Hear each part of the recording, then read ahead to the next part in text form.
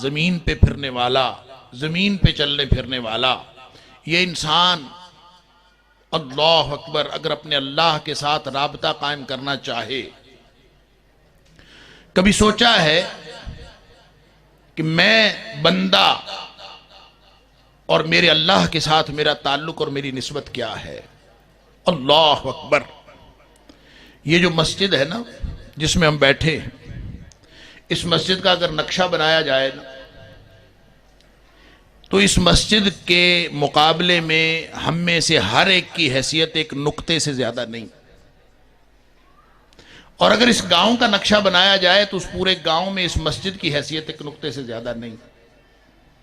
और अगर इस पूरी तहसील का नक्शा बनाया जाए तो उसमें इस पूरे गांव की हैसियत एक नुक्ते से ज्यादा नहीं। अगर इस पूरी डिवीजन का, पूरे पाकिस्तान का नक्शा बनाया जाए तो पूरा सरगोदा उसकी हैसियत एक नुक्ते से ज्यादा नहीं। और आप अगर पूरी दुनिया का नक्शा बनाएं तो इतना सा पाकिस्तान रह जाता है। तो फिर मैं कहां हूं? अल्लाह अकबर। फिर इससे आगे बढ़ते जाइए, यह जमीन निजाम शमसी का हिस्सा है। जब यह निजाम शमसी का हिस्सा बनती है तो इसकी खुद हैसियत इतनी सी रह जाती है। फिर यह पूरा निजाम शमसी जब ये कहकशां के साथ मिलता है, उस गैलेक्सी के साथ मिलता है जहां करोड़ हा निजाम हाय शमसी है, अल्लाह अकबर, तो इस निजाम शमसी की भी हैसियत एक नुक्ते से भी कम रह जाती है। फिर उन कहकशाओं का क्लस्टर बनता है, फिर करोड़ हा लखूक हा कहकशाएं मिलती हैं तो फिर एक क्लस्टर बनता है। मैं कहां हूं? इंसान की हैसियत क्या है? और अल्लाह, उसकी किबरियाई, उसका अंदाजा तो करें।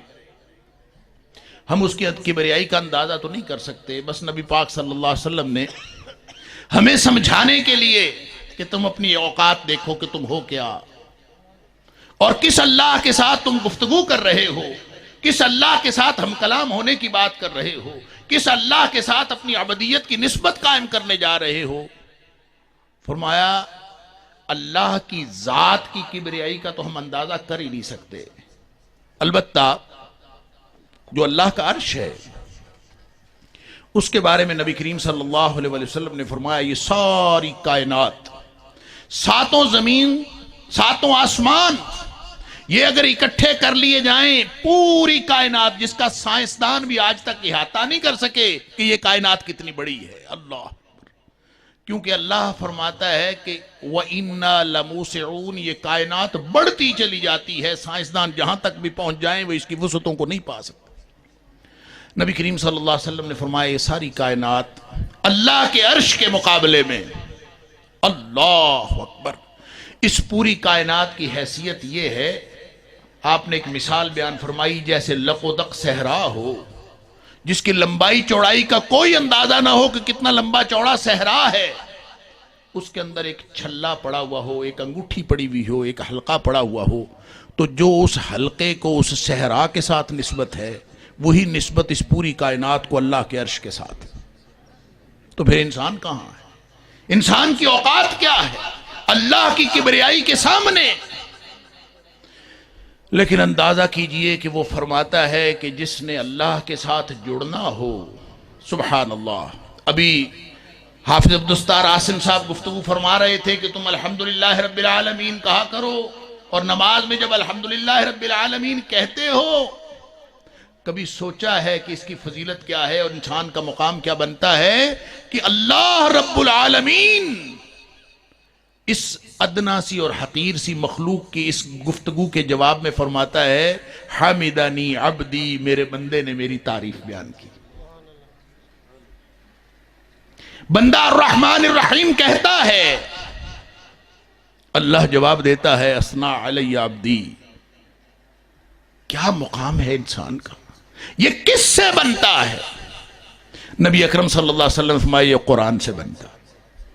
ये मुकाम, अल्लाह से गुफ्तगू, अल्लाह के साथ निस्बत, ये खाकी अर्जी मखलूक जिसकी कोई हैसियत नहीं है। अल्लाह के रसूल सल्लल्लाहु अलैहि वसल्लम फरमाते हैं कि ये जो कुरान है ना, इन्ना हाज़ल कुरान सबबुन, ये कुरान रस्सी है, तरफहु बियदिल्लाहि व तरफहु बिअयदीकुम, इसका एक सिरा अल्लाह के हाथ में है, एक सिरा तुम्हारे हाथ में है। एक सिरा अल्लाह के हाथ में है और एक सिरा तुम्हारे हाथ में है। अब जिसने अल्लाह से जुड़ना है वो कुरान से जुड़ जाए। गोया जो कुरान से जुड़ेगा वो ऐसे ही है जैसे अल्लाह से जुड़ गया।